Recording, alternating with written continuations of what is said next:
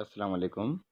असांजो टॉपिक आहे अरबी अखरनि जी हरकतूं यानी ज़ेर ज़बर पेश खे कहिड़े तरीक़े सां बयानु कयो वञे ऐं पिणु उन्हनि अखरनि खे खणी कुझु अल्फाज़ ठाहियूं।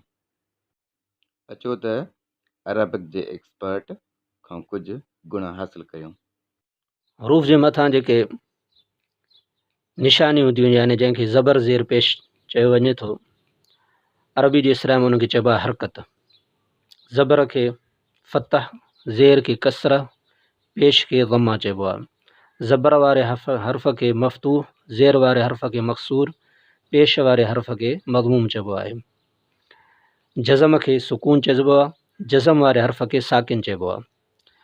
पोइ जन हर्फ़नि जे मथां ज़बर हुजे, जीअं मसलन सीन ज़बर स, लाम ज़बर ल, मीम ज़बर म, इन्हनि खे मिलाइबो त लफ़्ज़ ठहंदो सलामा।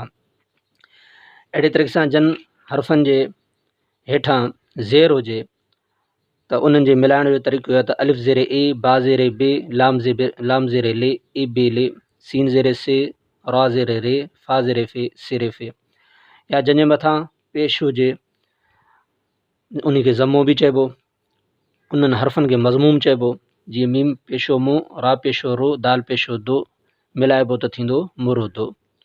जीम पेशो जो, रा पेशो रो, फ़ा पेशो फ़ो, इन्हनि खे जॾहिं मिलाइबो त लफ़्ज़ ठहंदो जोरोफ़ो। इहो तरीक़ो आहे हरूफ़ खे हरकतुनि जे सूरत में मिलाइण जो।